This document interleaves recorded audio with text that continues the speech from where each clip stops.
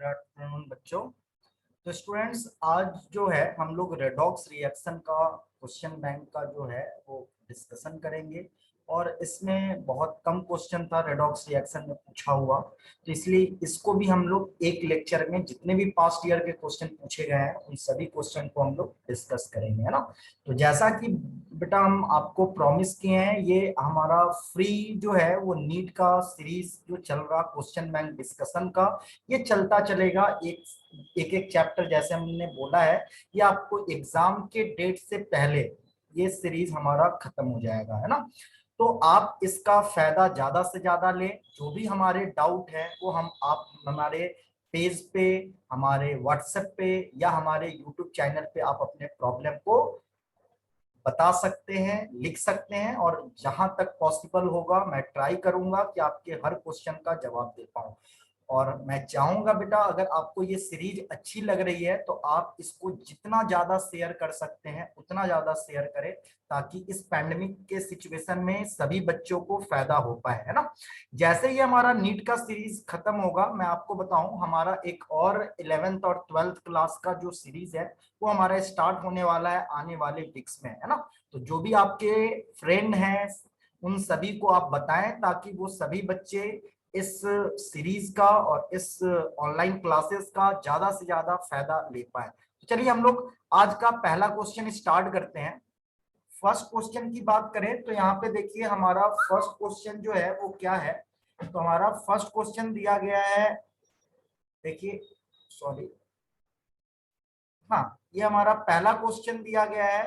कह रहा the pair of compound that can exist together is. तो यहां ध्यान दीजिए, ये हमारा बिल्कुल ये क्वेश्चन जो हमारा है वो इस कॉन्सेप्ट पे बेस्ड है। जैसे मान लीजिए अगर आप रिड्यूसिंग एजेंट को रिड्यूसिंग एजेंट के साथ आप रख सकते हैं, क्योंकि ये आपस में रिएक्ट नहीं करेंगे। ऑक्सीडाइजिंग एजेंट को हम लोग ऑक्सीडाइजिंग एजेंट के साथ रख सकते हैं, क्योंकि ये आपस में रिएक्ट नहीं करेंगे। लेकिन अगर हम रिड्यूसिंग एजेंट को ऑक्सीडाइजिंग एजेंट के साथ रखें या ऑक्सीडाइजिंग एजेंट को रिड्यूसिंग एजेंट के साथ रखेंगे तो ये आपस में रिएक्ट कर जाएगा, और रिएक्ट करने के बाद हमें प्रोडक्ट का फॉर्मेशन करेगा। लेकिन इस केस में कोई भी रिएक्शन नहीं होगा। तो हमें आइडेंटिफाई करना होगा कि कौन हमारा रिड्यूसिंग एजेंट है। तो यहां ध्यान दीजिए, FeCl3 की बात करें तो आयरन यहाँ मैक्सिमम ऑक्सीडेशन स्टेट में है। तो मैक्सिमम ऑक्सीडेशन स्टेट में है मतलब ये हमारा ऑक्सीडाइजिंग एजेंट होगा। अगर हम बात करें, यहाँ पे ध्यान दीजिए, HgCl2 की बात करें तो HgCl2 में मरकरी हमारा +2 में है, मैक्सिमम ऑक्सीडेशन स्टेट में है। तो यहाँ पे आप देख सकते हैं ये भी हमारा ऑक्सीडाइजिंग एजेंट की तरह एक्ट करेगा। बट SnCl2 की बात करें तो यहाँ पे ध्यान दीजिए, तीन जो है Sn हमारा +2 में है, ये इसका मिनिमम ऑक्सीडेशन, मिनिमम नहीं लेकिन ये Sn जो है वो हमारा 2 ऑक्सीडेशन स्टेट शो करता है, 0 के अलावा +2 और +4। तो ये हमारा +4 ऑक्सीडाइज हो सकता है, यानी ये हमारा रिड्यूसिंग एजेंट की तरह एक्ट करेगा। सिमिलरली अगर FeCl2 की बात करें तो FeCl2 में आयरन +2 में है, तो ये भी हमारा रिड्यूसिंग एजेंट की तरह एक्ट करेगा। तो ये आप देख सकते हैं सी ऑप्शन में FeCl2 और SnCl2 यानी जो दोनों रिड्यूसिंग एजेंट है, तो दोनों को हम एक साथ रख सकते हैं। FeCl3 और SnCl2 को साथ में रखेंगे तो आयरन रिड्यूस हो जाएगा और Sn जो है वो हमारा ऑक्सीडाइज हो जाएगा। सिमिलरली HgCl2 को SnCl2 के साथ रखेंगे तो Hg रिड्यूस हो जाएगा, Sn हमारा ऑक्सीडाइज हो जाएगा। FeCl3 को Ki के साथ रखें तो आयोडीन यहाँ मिनिमम ऑक्सीडेशन स्टेट में है, तो ये ऑक्सीडाइज हो जाएगा, आयरन हमारा रिड्यूस हो जाएगा। लेकिन सी केस में हमारा कोई भी रिएक्शन नहीं होगा, इसलिए हमारा जो आंसर होगा वो हमारा सी हो जाएगा। तो चलिए हम लोग अगले क्वेश्चन की तरफ बढ़ते हैं। अब अगला क्वेश्चन देखिए हमें क्या दिया गया है। पोटेशियम क्लोरेट, है ना, पोटेशियम क्लोरेट, ऑक्जेलिक एसिड और साथ में दे रहा सल्फ्यूरिक एसिड को एक साथ में हिट किया जा रहा। तो हिट करेंगे तो हमारा प्रोडक्ट बनेगा KCl K2SO4 plus CO2 plus H2O। तो यहां देखिए ये हमारा प्रोडक्ट बन रहा। तो आपका क्वेश्चन कहा जा रहा, during the reaction which element undergoes maximum change in the oxidation number. अब यहाँ पे देखिए सल्फर का ऑक्सीडेशन नंबर +6 है रिएक्टेंट साइड में, प्रोडक्ट साइड में भी सल्फर का ऑक्सीडेशन स्टेट +6 है। तो इसमें जो चेंज हो रहा, इसका चेंज जो है वो हमारा ऑक्सीडेशन स्टेट का 0 आ रहा। हाइड्रोजन की बात करें तो हाइड्रोजन रिएक्टेंट साइड में आप देख सकते हैं +1 में है, प्रोडक्ट साइड में भी हाइड्रोजन +1 में है, तो इसका भी जो चेंज आएगा वो हमारा 0 आएगा।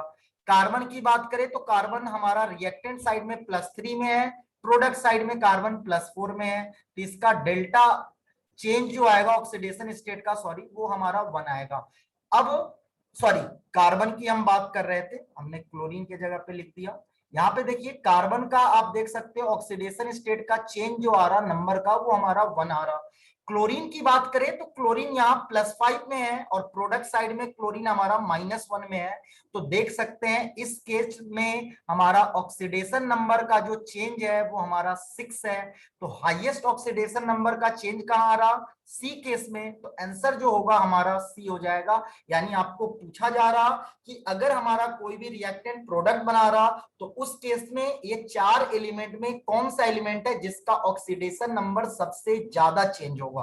तो सबसे ज्यादा ऑक्सीडेशन नंबर हमारा देख सकते हैं क्लोरीन चेंज हो रहा, तो आंसर हमारा सी हो जाएगा। इस क्वेश्चन में आपको इंपॉर्टेंट ये था कि आपको ये रिएक्शन पता हो। अगर ये रिएक्शन हमें पता है तो हम डायरेक्ट हम बता सकते हैं कि ऑक्सीडेशन नंबर का चेंज कितना होगा। तो चलिए अब हम नेक्स्ट क्वेश्चन पे बढ़ते हैं। अगला क्वेश्चन हमें दिया गया है oxidation number of phosphorus in PO4 3- of sulfur in SO4 2- and that of chromium in Cr2O7 2- respectively are। तो यहां देखिए PO4 3- की बात करें तो फास्फोरस का ऑक्सीडेशन स्टेट +5 है, क्योंकि यहाँ पे देखिए अगर हम फास्फोरस का ऑक्सीडेशन स्टेट X मान रहे हैं, ऑक्सीजन का कितना -2, कितना ऑक्सीजन है 4, तो इसका जो सम होगा वो हमारा इक्वल होगा उस आयन पे जो चार्ज होगा। तो इस आयन पे चार्ज कितना है -3, तो यहां से देख सकते हैं फास्फोरस का ऑक्सीडेशन स्टेट +5 आ गया। अगर हम SO4 2- की बात करते हैं तो यहां देखिए सल्फर का ऑक्सीडेशन स्टेट हमने X मान लिया, ऑक्सीजन का -2, 4 ऑक्सीजन है, इक्वल टू -2 होगा क्योंकि सल्फेट पे हमारा 2- चार्ज है। तो यहां से आप देख सकते हैं सल्फर का ऑक्सीडेशन स्टेट +6 आ गया। फिर सिमिलरली अगर हम Cr2O7 2- की बात करें तो क्रोमियम का ऑक्सीडेशन स्टेट X मान रहे हैं, तो कितना क्रोमियम है 2, तो X इंटू 2 हो जाएगा, प्लस ऑक्सीजन का ऑक्सीडेशन स्टेट -2 है, कितना ऑक्सीजन है हमारा 7 ऑक्सीजन है, इसका सम कितना -2। तो यहां से देख सकते हैं X का वैल्यू +6 आ रहा, मतलब क्रोमियम का ऑक्सीडेशन स्टेट Cr2O7 2- में +6 होगा। यानी हम PO4 3- का ऑक्सीडेशन स्टेट +5, SO4 2- में सल्फर का ऑक्सीडेशन स्टेट +6 और Cr2O7 2- में क्रोमियम का ऑक्सीडेशन स्टेट +6 आ रहा। तो आप देख सकते हैं हमारा जो आंसर होगा वो हमारा सिंपल डी हो जाएगा। क्लियर है?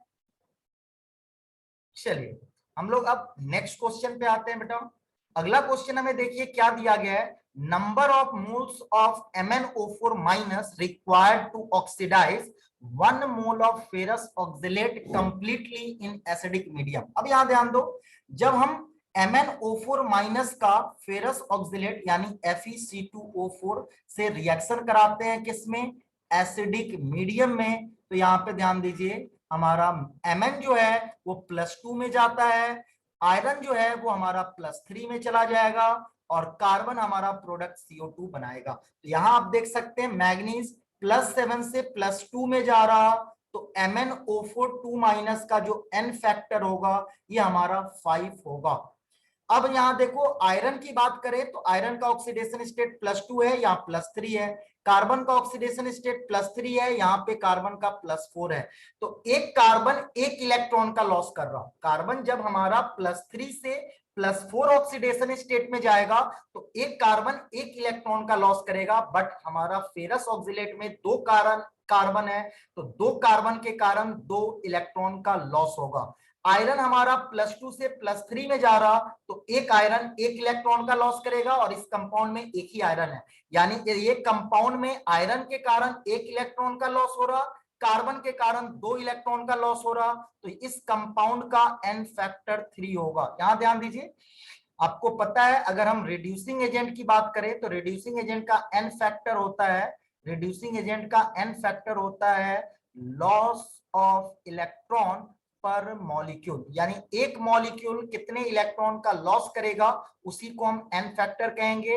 ऑक्सीडाइजिंग एजेंट के n फैक्टर की बात करें तो ये हमारा होगा गेन ऑफ इलेक्ट्रॉन पर मॉलिक्यूल, और इसी डेफिनेशन से हमने बताया MnO4 माइनस का n फैक्टर 5 होगा, फेरस ऑक्सिलेट का n फैक्टर 3 होगा। अब यहां ध्यान दो, according to law of chemical equivalence, अगर लॉ ऑफ केमिकल इक्विवेलेंस की बात करें तो हमें पता है अगर हमारा MnO4 माइनस FeC2O4 से रिएक्ट कर रहा तो दोनों का नंबर ऑफ इक्विवेलेंट जो होगा वो इक्वल होगा, यानी हम कह सकते हैं number of equivalent of MnO4 minus equal to number of equivalent of FeC2O4। यहां आप देख सकते हैं MnO4 माइनस का हमारा नंबर ऑफ इक्विवेलेंट क्या होगा, तो इसका मोल नहीं पता तो हम n मान लेते हैं, इसका n फैक्टर कितना 5, mole into n factor number of equivalent होता है।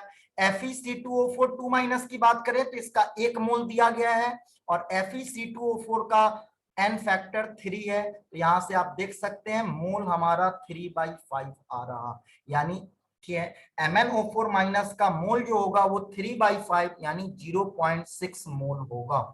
तो यहाँ पे आंसर जो होगा वो हम देख सकते हैं हमारा सी हो जाएगा।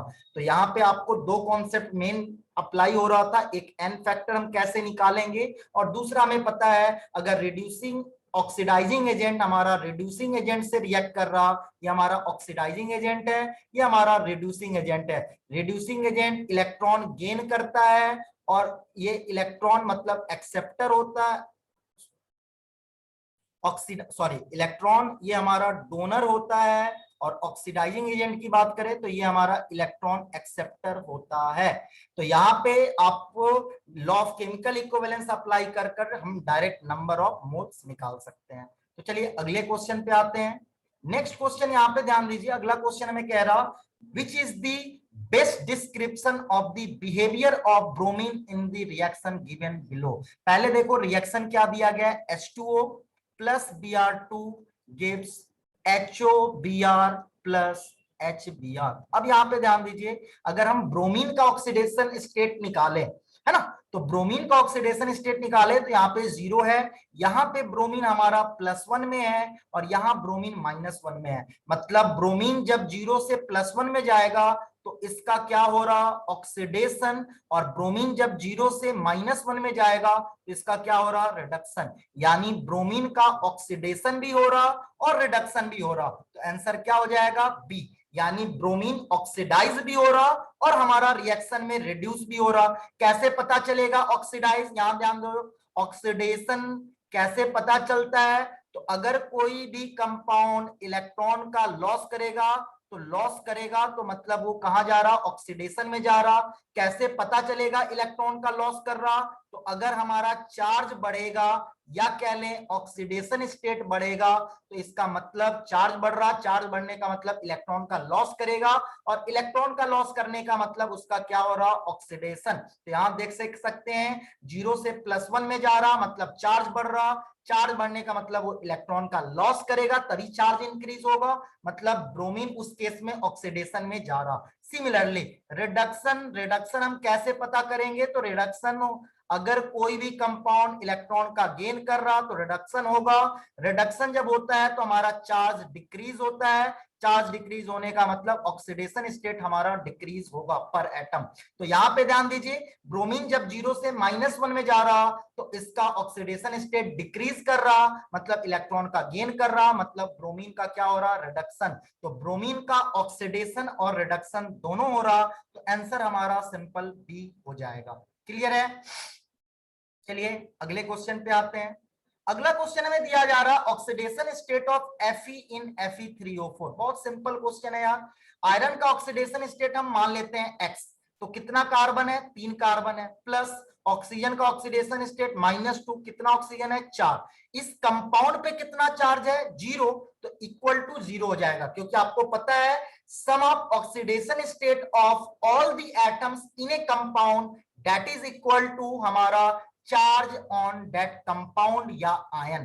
तो अगर हमारा कंपाउंड है तो इसका चार्ज ऑक्सीडेशन, जितने भी एटम है सबके ऑक्सीडेशन स्टेट का जो सम होगा वो उस कंपाउंड पे चार्ज के बराबर होगा। तो इस कंपाउंड पे चार्ज 0 है, आयरन का ऑक्सीडेशन स्टेट x है, तो 3 एटम का हो जाएगा x इंटू 3।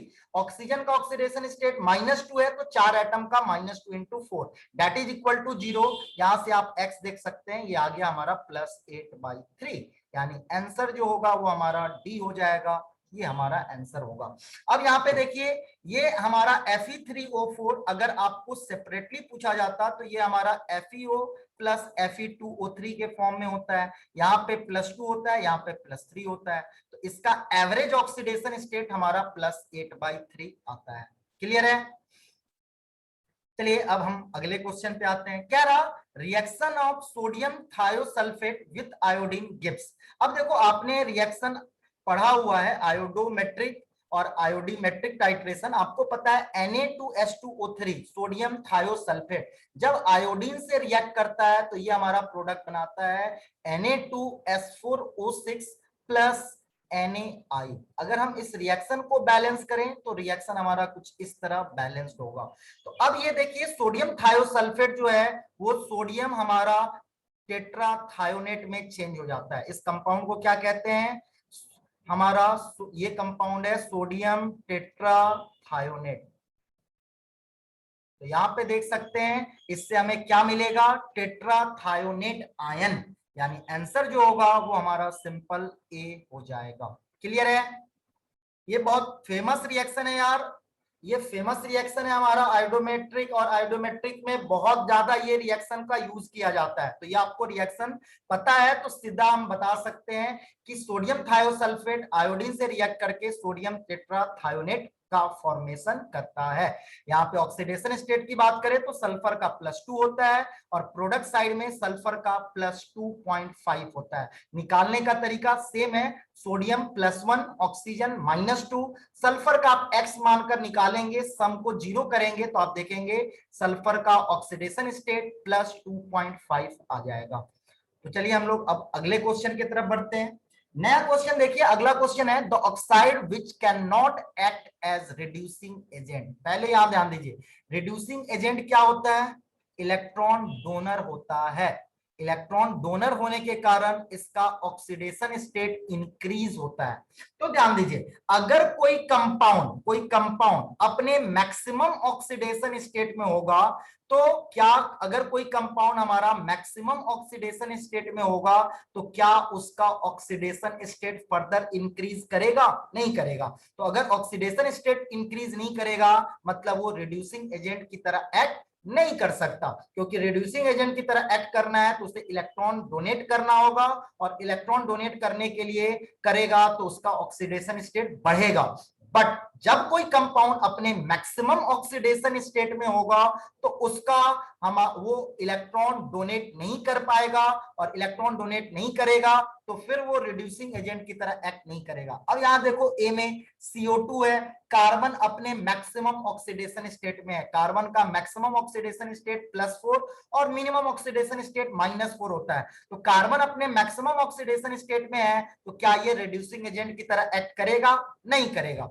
बी ऑप्शन में देख सकते हैं, ClO2 की बात करें तो यहाँ क्लोरीन +4 में है, क्लोरीन का मैक्सिमम ऑक्सीडेशन स्टेट की बात करें तो क्लोरीन का मैक्सिमम ऑक्सीडेशन स्टेट +7 होता है, और क्लोरीन का हमारा मिनिमम ऑक्सीडेशन स्टेट जो है वो -1 होता है। बस कार्बन का आपको पता है, कार्बन का मैक्सिमम ऑक्सीडेशन स्टेट +4 और मिनिमम ऑक्सीडेशन स्टेट हमारा -4 होता है।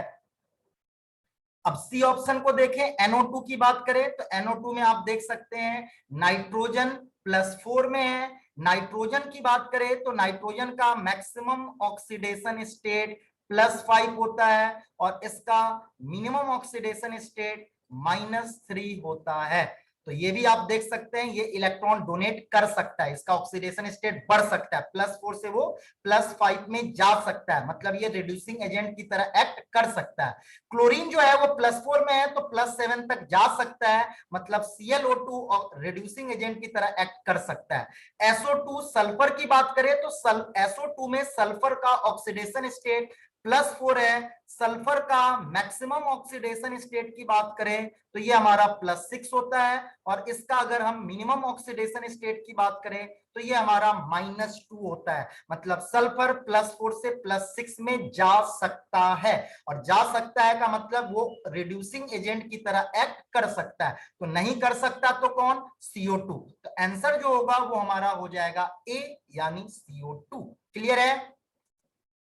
चलिए हम लोग अब नेक्स्ट क्वेश्चन पे आते हैं। अगला क्वेश्चन देखिए क्या दिया गया है, which substance is serving as a reducing agent in the following reaction। अब फिर आपको हमने बता दें रिड्यूसिंग एजेंट होता क्या है, तो ये हमारा इलेक्ट्रॉन डोनर होता है, और इसका ऑक्सीडेशन स्टेट जो होता है वो इंक्रीज होता है। तो यहाँ पे देखिए क्रोमियम की बात करें, हाइड्रोजन की बात करें तो हाइड्रोजन आप देख सकते हो +1 में है, क्रोमियम +6 में है, ऑक्सीजन -2 में है, निकल 0 में है। प्रोडक्ट साइड में बात करें तो हाइड्रोजन +1 में है, ऑक्सीजन -2 में है, क्रोमियम +3 में है, निकल +2 में है। तो आप देख सकते हैं रिड्यूसिंग एजेंट वो होगा जो हमारा जिसका ऑक्सीडेशन स्टेट इंक्रीज होगा। तो आप देख सकते हैं हाइड्रोजन के H+ आयन के ऑक्सीडेशन स्टेट में कोई चेंज नहीं आ रहा, तो ये तो नहीं होगा हमारा आंसर। अगर Cr2O7 2- की बात करें तो इसका ऑक्सीडेशन स्टेट डिक्रीज कर रहा, तो डिक्रीज किसका करता है? ऑक्सीडाइजिंग एजेंट, क्योंकि ये इलेक्ट्रॉन एक्सेप्टर होता है और इसका ऑक्सीडेशन स्टेट डिक्रीज होता है। तो Cr2O7 2- भी नहीं होगा क्योंकि ये हमारा ऑक्सीडाइजिंग एजेंट है। वाटर की बात करें तो वाटर का ऑक्सीडेशन स्टेट में चेंज नहीं आ रहा, तो सी आंसर नहीं होगा, डी होगा, क्योंकि आप देख सकते हैं निकल हमारा 0 से +2 में जा रहा, मतलब उसका ऑक्सीडेशन स्टेट बढ़ रहा। ऑक्सीडेशन स्टेट क्यों बढ़ा होगा? क्योंकि उसने इलेक्ट्रॉन डोनेट किया होगा, और इलेक्ट्रॉन जो डोनेट करता है उसी को हम रिड्यूसिंग एजेंट कहते हैं। यानी इस रिएक्शन में हमारा निकल जो है वो रिड्यूसिंग एजेंट की तरह एक्ट कर रहा। क्लियर है? चलिए अब हम अगले क्वेश्चन पे आते हैं। अगला क्वेश्चन देखेंगे, कह रहा the oxidation state of H4IO6- में आयोडीन का ऑक्सीडेशन स्टेट। तो चलिए हाइड्रोजन का ऑक्सीडेशन स्टेट +1 है, कितना हाइड्रोजन? 4 हाइड्रोजन। आयोडीन का ऑक्सीडेशन स्टेट नहीं पता, हम X मान लेते हैं। ऑक्सीजन का ऑक्सीडेशन स्टेट -2, कितना ऑक्सीजन है? 6, दैट इज इक्वल टू -1, क्योंकि इस आयन पे चार्ज कितना है? -1। तो यहां से आप देख सकते हो ये हमारा X जो होगा वो आ गया +7, यानी आयोडीन का ऑक्सीडेशन स्टेट H4IO6- में +7 होगा, मतलब आंसर हमारा सी हो जाएगा। क्लियर है? चलिए अगले क्वेश्चन पे आते हैं। अब हम अगला क्वेश्चन देखेंगे, कह रहा which of the following is redox reaction. ध्यान दीजिए, रेडॉक्स रिएक्शन कौन सा रिएक्शन है? वैसा रिएक्शन जिसमें हमारा ऑक्सीडेशन एंड रिडक्शन साइमल्टेनियस हो।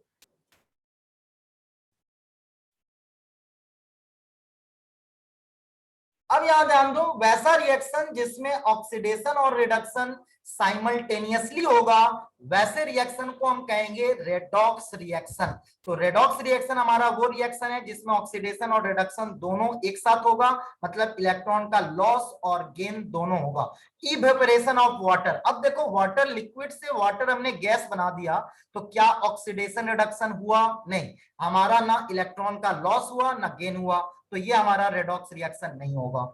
बोथ ऑक्सीडेशन एंड रिडक्शन, बिल्कुल ऑक्सीडेशन और रिडक्शन जब एक साथ होता है वैसे ही रिएक्शन को हम कहते हैं रेडॉक्स रिएक्शन।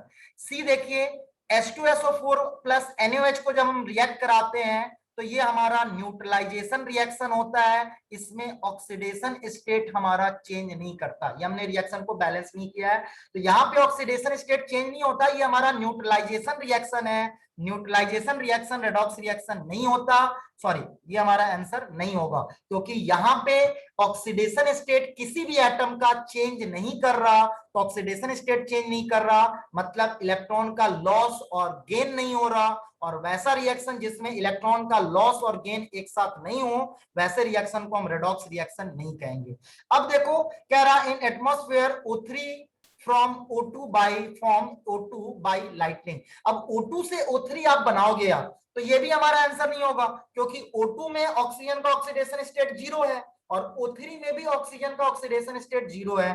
तो कहीं भी ऑक्सीडेशन स्टेट चेंज नहीं हो रहा, मतलब किसी एटम का ना ऑक्सीडेशन हो रहा और ना ही किसी का रिडक्शन हो रहा। तो ऑक्सीडेशन और रिडक्शन नहीं होगा तो उस रिएक्शन को हम रेडॉक्स रिएक्शन नहीं बोलेंगे। तो हमारा जो आंसर होगा वो आप देख सकते हैं, हमारा सिंपल बी हो जाएगा। क्लियर है? अब चलो नेक्स्ट क्वेश्चन पे आते हैं। कह रहा without losing its electron ZnCl2 solution can not be kept in contact with. तो ये डायरेक्ट आंसर हमारा बी हो जाएगा। क्यों? क्योंकि ध्यान दो, जब हम इलेक्ट्रोकेमिकल सीरीज पढ़ते हैं तो जिंक के ऊपर होता है एल्युमिनियम, मतलब जिंक को जब हम एल्युमिनियम के साथ, अगर एल्युमिनियम के साथ एल्युमिनियम जो होगा वो जिंक को रिप्लेस कर देगा, तो रिप्लेस कर देगा मतलब ये हमारा क्या करेगा, उससे रिएक्ट कर जाएगा। और यही रीजन है कि हम ZnCl2 सॉल्यूशन को एल्युमिनियम के साथ नहीं रख सकते। जब हम एल्युमिनियम के साथ रखेंगे तो ये हमारा एल्युमिनियम क्लोराइड बनाकर जिंक को रिप्लेस कर देगा, एल्युमिनियम जिंक को रिप्लेस कर देगा। और यही रीजन है कि ZnCl2 को हम एल्युमिनियम के कांटेक्ट में नहीं रख सकते। जिंक इलेक्ट्रोकेमिकल सीरीज में एल्युमिनियम जिंक के ऊपर होता है, हाईली रिएक्टिव एलिमेंट होता है जिंक से, तो ये हमारा एल्युमिनियम को क्या करेगा, एल्युमिनियम जिंक को रिड्यूस कर देगा। और यही रीजन है कि हम सिंपली एल्युमिनियम को जिंक ZnCl2 सॉल्यूशन के कांटेक्ट में नहीं रख सकते, क्योंकि यहां पे ध्यान दीजिए ZnCl2 में जिंक +2 में है, तो एल्युमिनियम खुद ऑक्सीडाइज हो जाएगा और जिंक को रिड्यूस कर देगा, क्योंकि ऑक्सीडेशन पोटेंशियल ऑफ एल्युमिनियम जो है वो हमारा ग्रेटर देन होता है ऑक्सीडेशन पोटेंशियल ऑफ जिंक। तो एल्युमिनियम का ऑक्सीडाइज होने का टेंडेंसी जिंक के ऑक्सीडाइज होने के टेंडेंसी से ज्यादा होता है। तो एल्युमिनियम को जब हम जिंक ZnCl2 सॉल्यूशन के साथ रखेंगे तो एल्युमिनियम खुद ऑक्सीडाइज हो जाएगा और जिंक को हमारा रिड्यूस कर देगा। क्लियर है? चलिए अब हम लोग अगले क्वेश्चन पे बढ़ते हैं। अगला क्वेश्चन देखिए क्या कहा जा रहा, what is the change in oxidation number of carbon in the following reaction. तो कह रहा what is the change in oxidation number of carbon in the following reaction. तो ध्यान दीजिए रिएक्शन हमारा है CH4 + 4Cl2 gives CCl4 + 4HCl। अब यहाँ पे देखिए कार्बन का ऑक्सीडेशन स्टेट -4 है, क्योंकि हाइड्रोजन हमारा, हाइड्रोजन का इलेक्ट्रोनिगेटिविटी कार्बन से कम होता है, तो हाइड्रोजन का ऑक्सीडेशन स्टेट +1 होगा, कार्बन का हमारा -4 हो जाएगा।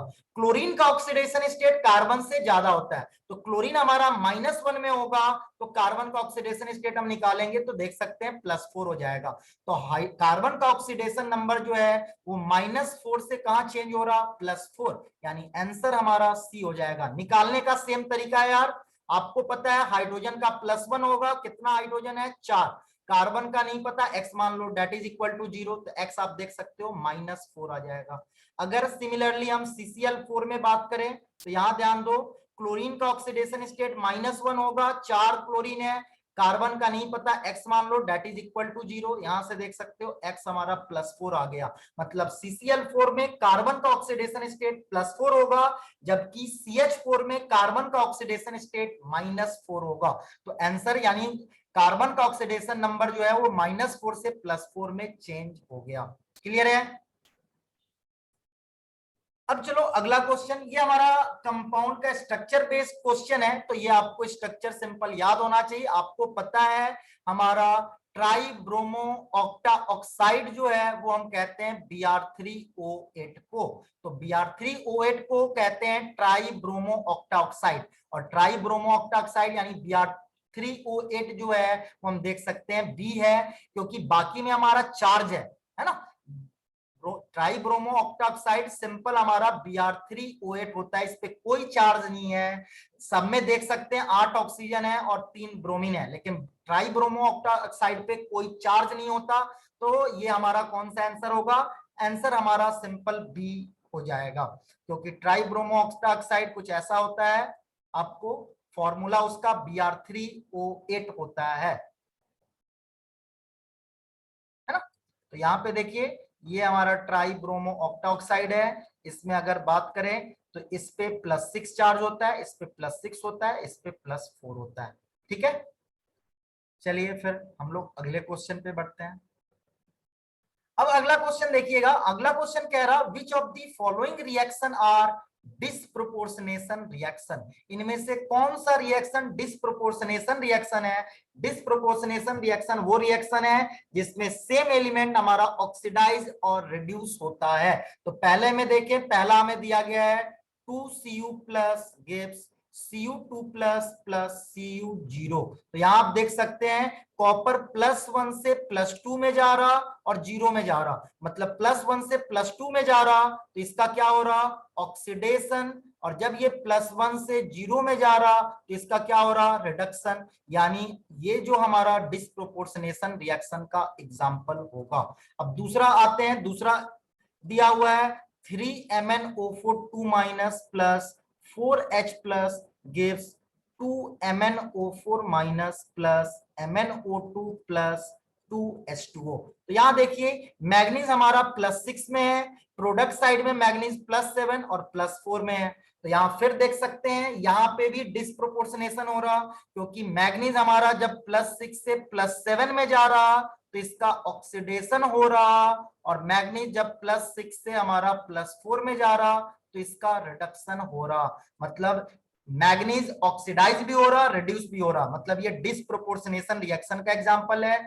पहला वाला भी देख सकते हैं कॉपर ऑक्सीडाइज भी हो रहा, कॉपर रिड्यूस भी हो रहा, मतलब ये भी हमारा डिसप्रोपोर्शनेशन रिएक्शन का एग्जांपल है। थर्ड ऑप्शन को देखेंगे, 2KMnO4 को जब हम हीट कर रहे हैं तो K2MnO4 plus MnO2 plus O2। यहां देखो मैग्नीज हमारा +7 से +6 और +4 में जा रहा, यानी मैग्नीज जो दो प्रोडक्ट जो बना रहा दोनों में उसका रिडक्शन हो रहा। तो रिडक्शन हो रहा तो ये हमारा डिसप्रोपोर्शनेशन का एग्जांपल नहीं होगा। डिसप्रोपोर्शनेशन का एग्जांपल कौन होगा? इसमें सेम एलिमेंट हमारा ऑक्सीडाइज और रिड्यूस दोनों होगा। यहाँ पे ऑक्सीजन हमारा जो है वो ऑक्सीडाइज हो रहा और मैग्नीज हमारा रिड्यूस हो रहा है ना।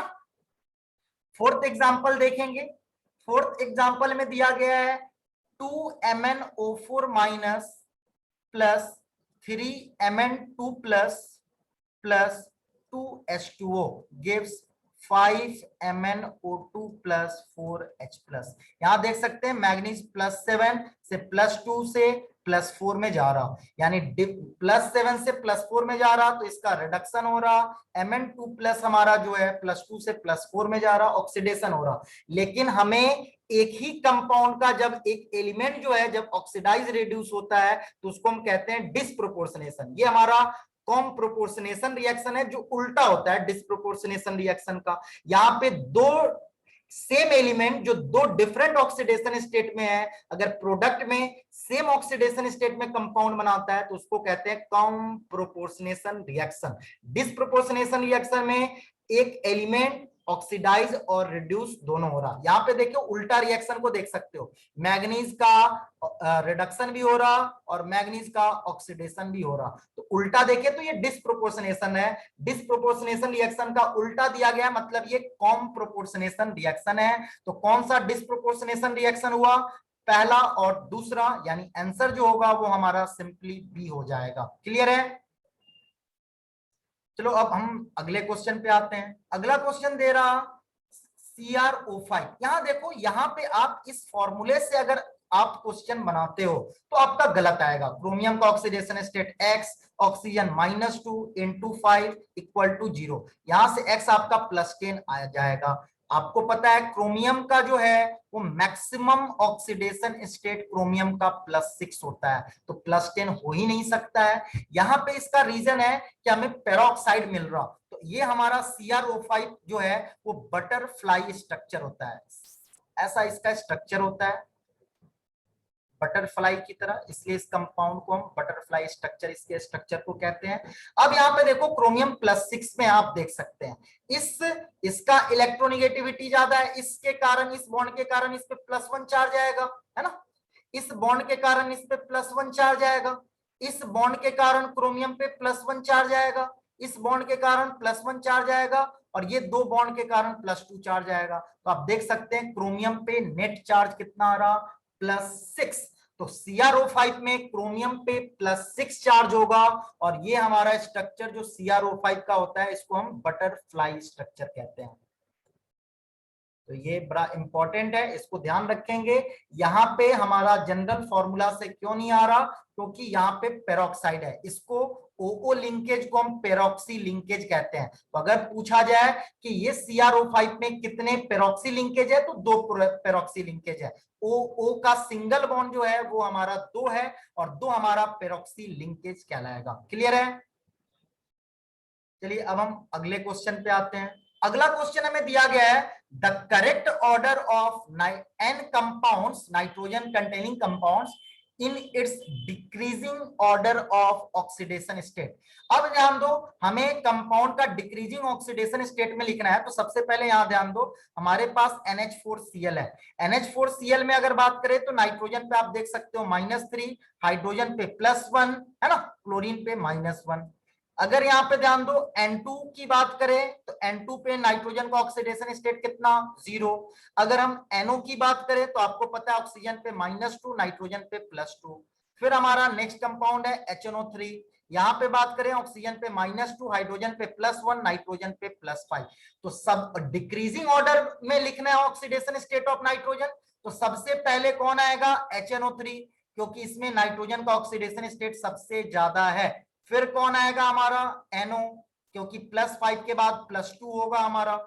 फिर कौन आएगा, N2, जिसका ऑक्सीडेशन स्टेट 0 है। सबसे कम ऑक्सीडेशन स्टेट किसका है, NH4Cl में नाइट्रोजन का -3। तो ये हमारा ऑर्डर होगा। इस ऑर्डर में कौन सा है, ए ऑप्शन इसी ऑर्डर में दिया गया है। तो सिंपली हमारा आंसर ए हो जाएगा।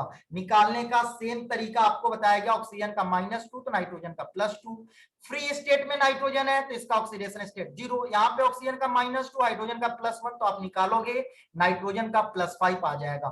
NH4Cl अमोनियम क्लोराइड की बात करें तो अमोनियम क्लोराइड जो है इसमें क्लोरीन पे -1 होगा, हाइड्रोजन पे +1 होगा, तो नाइट्रोजन पे कितना होगा, -3। क्लियर है।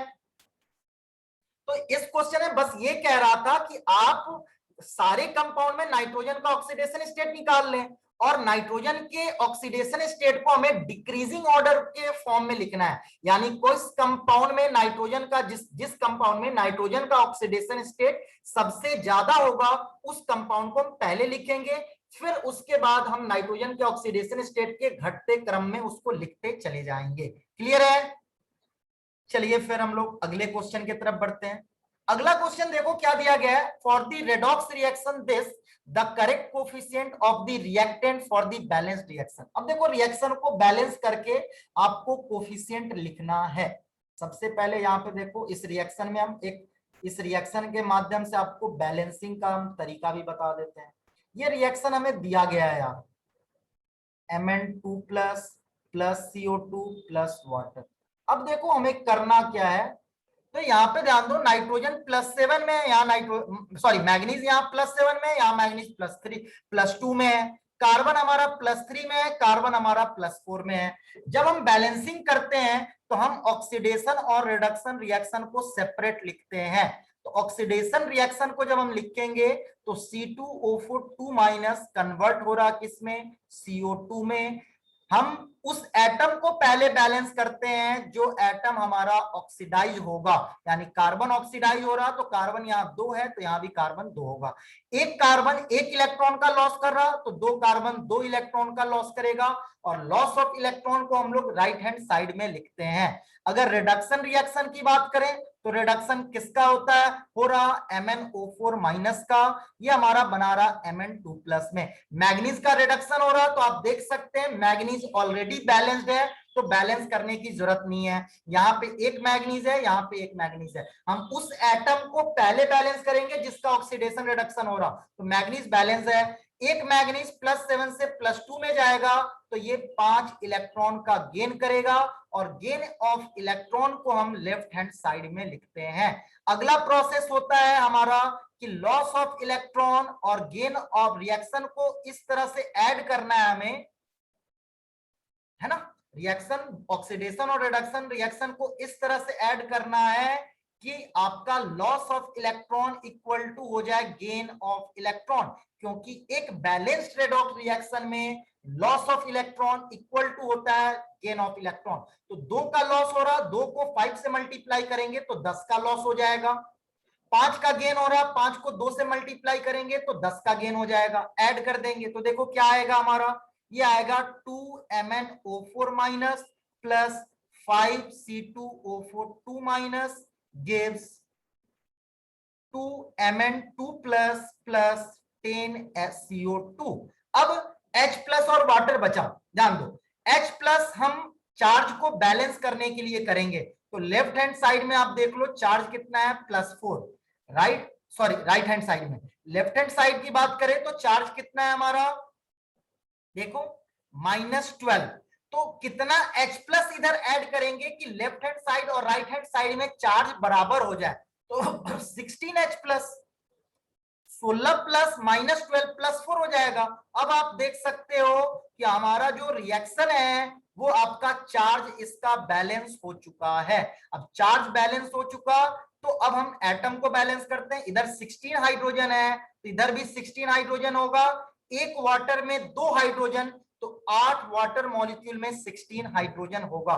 तो ये हमारा रिएक्शन बैलेंस हो चुका है, क्योंकि एक बैलेंस रिएक्शन में ध्यान दो इलेक्ट्रॉन बैलेंस होगा। इलेक्ट्रॉन बैलेंस होने का मतलब हुआ loss of electron equal to gain of electron होगा। चार्ज बैलेंस होगा, चार्ज बैलेंस का मतलब क्या हुआ, लेफ्ट हैंड साइड में जो चार्ज होगा वही हमारा राइट हैंड साइड में चार्ज होगा, और साथ में एटम भी बैलेंस होगा। अगर ये तीनों चीज बैलेंस होगा तो हम कहेंगे वो रिएक्शन हमारा क्या है, बैलेंस है। हमारा रिएक्शन बैलेंस होने का 3 कंडीशन होता है। इलेक्ट्रॉन बैलेंस, इलेक्ट्रॉन बैलेंस का मतलब loss of electron equal to gain of electron. Charge balance का मतलब लेफ्ट हैंड साइड में जो चार्ज होगा इक्वल टू होगा charge on right hand side. Atom balance का मतलब हुआ number of atoms in left hand side that is equal to number of atoms in right hand side. तो electron balance हमने पहले ही कर दिया, लॉस और गेन को इक्वल करके, H प्लस को ऐड करके हमने चार्ज को बैलेंस कर दिया, और फिर हमने वाटर को ऐड करके एटम को बैलेंस कर लिया। तो आप देख सकते हो MnO4 माइनस का कोफिशिएंट 2 आ रहा, C2O4 2 माइनस का कोफिशिएंट 5 आ रहा, और H प्लस का कोफिशिएंट 16 आ रहा, यानी आंसर हमारा बी हो जाएगा। अब देखो इसी क्वेश्चन को अगर हमें फास्ट तरीके से बनाना हो तो आप कैसे आप बनाओगे। सबसे पहले जिसका ऑक्सीडेशन रिडक्शन हो रहा है उसको लिख लो, H प्लस और वाटर को हम बाद में ऐड करेंगे। यहां देखो मैग्नीज +7 में है, कार्बन +3 में है, यहाँ कार्बन +4 में है, +7 से +2 में जा रहा, 5 इलेक्ट्रॉन का गेन होगा। कार्बन +3 से +4 में जा रहा, तो एक कार्बन 1 का लॉस, तो 2 कार्बन 2 का लॉस, तो 2 इलेक्ट्रॉन का लॉस होगा। 5 को 2 से, 2 को 5 से मल्टीप्लाई कर देंगे तो देखो क्या आया, 2MnO4 minus plus 5C2O4 2 minus. फिर हमने बताया जिसका ऑक्सीडेशन रिडक्शन हो रहा है उसको बैलेंस करेंगे, यहां हो जाएगा 2Mn2 प्लस और 10CO2। अब चार्ज बैलेंस करने के लिए आप सिंपली यहाँ पे 16H प्लस कर दो, और हाइड्रोजन बैलेंस करने के लिए यहाँ पे 8 वाटर। आपका एक स्टेप में रिएक्शन बैलेंस हो गया। बट ये हम कर कैसे रहे हैं उसका हमने पिछले जो आपको एग्जांपल दिया, पिछला जो प्रोसेस था उसके थ्रू हमने बताया पूरे स्टेप को कि आप एक रिएक्शन को, रेडॉक्स रिएक्शन को बैलेंस कैसे करेंगे। क्लियर है? चलिए फिर हम अगले क्वेश्चन की तरफ बढ़ते हैं। अगला क्वेश्चन दिया गया है, hot concentrated sulphuric acid is a moderately strong oxidizing agent, which of the following reaction does not show oxidizing behaviour. अब ध्यान दो, ऑक्सीडाइजिंग एजेंट हमारा कह रहा H2SO4, hot H2SO4 strong oxidizing agent होता है, बट इनमें से कौन से रिएक्शन में वो ऑक्सीडाइजिंग एजेंट की तरह एक्ट नहीं कर रहा? पहली बात, ऑक्सीडाइजिंग एजेंट होता क्या है? ये होता है इलेक्ट्रॉन एक्सेप्टर। और इलेक्ट्रॉन एक्सेप्ट हो रहा या नहीं हो रहा, क्योंकि यहाँ पे तो इलेक्ट्रॉन कहीं है ही नहीं, तो हमें पता कैसे चलेगा? तो ऑक्सीडेशन स्टेट अगर डिक्रीज हो रहा तो हम कहेंगे उसने इलेक्ट्रॉन एक्सेप्ट किया, और इलेक्ट्रॉन एक्सेप्ट किया मतलब वो ऑक्सीडाइजिंग एजेंट है। तो यहां देखो सल्फर हमारा +6 में है, यहां सल्फर +4 में है ना? तो सल्फर जब +6 से +4 में जाएगा मतलब ऑक्सीडेशन स्टेट डिक्रीज किया, मतलब यहाँ पे ये स्ट्रॉन्ग ऑक्सीडाइजिंग एजेंट की तरह एक्ट कर रहा। यहाँ पे देखो ध्यान दो, यहाँ पे सल्फर +6 में है और प्रोडक्ट साइड में सल्फर +4 में है। तो सल्फर यहाँ पे देख सकते हैं ए, मतलब हम ए ऑप्शन की बात कर रहे हैं यार। यहाँ देखो Cu+2H2SO4 gives CuSO4 plus SO2 plus water. अब देखो यहाँ पे सल्फर +6 में है और सल्फर +4 में है। सल्फर +6 से +6 में भी जा रहा, बट कुछ सल्फर +6 से +4 में जा रहा, मतलब ये कंपाउंड जो है उसका ऑक्सीडेशन स्टेट डिक्रीज हो रहा, मतलब ये ऑक्सीडाइजिंग एजेंट की तरह एक्ट कर रहा। तो हमें बताना है कौन नहीं कर रहा। दूसरा देखते हैं, sulphur +2H2SO4 gives 3SO2 + 2H2O। यहाँ पे देखो सल्फर +6 में है H2SO4 और प्रोडक्ट में +4 में बना रहा, तो यहाँ पे भी ऑक्सीडेशन स्टेट डिक्रीज हो रहा, मतलब ये ऑक्सीडाइजिंग एजेंट की तरह एक्ट कर रहा। तीसरा ऑप्शन देखते हैं, ये हमारा देखोगे CO2 + 2SO2 + H2O। यहाँ पे भी आप देख सकते हो यहाँ 2H2 है। सल्फर +6 से +4 में जा रहा, फिर से इलेक्ट्रॉन गेन कर रहा, एक्सेप्ट कर रहा, तो ये ऑक्सीडाइजिंग एजेंट की तरह एक्ट कर रहा। CaF2 + H2SO4 में अगर हम देखें तो यहां देखो, यहां पे रिएक्टेंट साइड में भी सल्फर +6 में है और प्रोडक्ट साइड में भी सल्फर +6 में है, मतलब यहां पे सल्फर ऑक्सीडाइजिंग एजेंट की तरह एक्ट नहीं कर रहा। तो सिंपली हमारा आंसर डी हो जाएगा। ऑक्सीडाइजिंग एजेंट की तरह एक्ट नहीं करने का मतलब वो इलेक्ट्रॉन एक्सेप्ट नहीं करना चाहिए, और इलेक्ट्रॉन एक्सेप्ट कर रहा कैसे पता चलेगा? तो उसका ऑक्सीडेशन स्टेट डिक्रीज करना चाहिए। तो आप देख सकते हैं ए ऑप्शन में डिक्रीज कर रहा, बी में कर रहा, सी में कर रहा, बट डी में सल्फर का ऑक्सीडेशन स्टेट डिक्रीज नहीं कर रहा, मतलब वो ऑक्सीडाइजिंग एजेंट की तरह एक्ट नहीं कर रहा। क्लियर है? चलिए फिर हम अगले क्वेश्चन पे आते हैं। अगला क्वेश्चन दे रहा H2O2 + O3 gives H2O + O2, और दूसरा ये पहला रिएक्शन है। दूसरा हमें दिया गया है H2O2 + Ag2O gives 2Ag + H2O + O2। अब यहाँ पे देखो हमें क्या दिया गया है, कह रहा role of hydrogen peroxide in the above reaction, किस में कौन सा रोल वो प्ले कर रहा है ये आपको बताना है। तो यहाँ पे देखो ऑक्सीजन की बात करें तो ये 0 से यार -2 में जा रहा, और हमारा H2O2 का जो ऑक्सीजन है ये -1 से हमारा 0 में जा रहा। तो -1 से 0 में जा रहा मतलब ऑक्सीडेशन स्टेट बढ़ रहा, ऑक्सीडेशन स्टेट बढ़ रहा मतलब यहाँ पे ये रिड्यूसिंग एजेंट की तरह एक्ट कर रहा है। क्लियर है? यहाँ पे देखें सिल्वर +1 से 0 में जा रहा, और H2O2 का ऑक्सीजन -1 से हमारा जो है वो ये हमारा 0 में जा रहा, मतलब इसका ऑक्सीडेशन स्टेट जो है वो हमारा देख सकते हैं क्या हो रहा, बढ़ रहा, और Ag2O का ऑक्सीडेशन स्टेट डिक्रीज कर रहा। तो इसका ऑक्सीडेशन स्टेट बढ़ने का मतलब क्या हुआ, ये हमारा कैसा रिड्यूसिंग एजेंट की तरह एक्ट कर रहा, सॉरी हाँ रिड्यूसिंग एजेंट की तरह एक्ट कर रहा। क्लियर है? तो यहां पे आपको सिंपली देखना था कि रिड्यूसिंग एजेंट आपका है क्या। रिड्यूसिंग एजेंट वो कंपाउंड है जो हमारा इलेक्ट्रॉन क्या करेगा, इलेक्ट्रॉन ये डोनर होगा, इलेक्ट्रॉन डोनर होगा, कैसे पता चलेगा? ऑक्सीडेशन स्टेट बढ़ना चाहिए। ऑक्सीडाइजिंग एजेंट कैसे पता चलेगा? ये इलेक्ट्रॉन एक्सेप्टर होता है। इलेक्ट्रॉन एक्सेप्टर कैसे पता चलेगा? तो इसका ऑक्सीडेशन स्टेट डिक्रीज होना चाहिए। तो यहां पे देख सकते हैं O2 O3 जो है ये हमारा ऑक्सीडाइजिंग एजेंट की तरह एक्ट कर रहा और H2O2 हमारा रिड्यूसिंग एजेंट की तरह एक्ट कर रहा। Ag2O में आप देख सकते हैं इसका ये हमारा ऑक्सीडाइजिंग एजेंट की तरह एक्ट कर रहा, H2O2 हमारा रिड्यूसिंग एजेंट की तरह एक्ट कर रहा। क्लियर है? तो यहाँ पे आंसर जो होगा वो हमारा सिंपली सी हो जाएगा। क्लियर है? चलो फिर हम अगले क्वेश्चन पे बढ़ते हैं। चलिए तो फिर आज का क्लास खत्म हुआ। आज जो भी हमने क्वेश्चन पूछा हुआ था लास्ट 25-30 ईयर जहां तक पॉसिबल हो पाया उसको हमने कवर किया। ये हमारा नीट का क्वेश्चन बैंक हमने आज डिस्कस किया रेडॉक्स चैप्टर का। अगला चैप्टर हम लोग केमिकल बॉन्डिंग का डिस्कशन करेंगे। आशा करता हूं आपको वीडियो अच्छा लगा होगा। अगर इस बच्चे आपको वीडियो अच्छा लगा है तो आप इसको ज्यादा से ज्यादा लाइक, सब्सक्राइब और शेयर करें ताकि सभी लोगों को फायदा हो सके और मुझे भी ज्यादा से ज्यादा मोटिवेशन मिले। Thank you.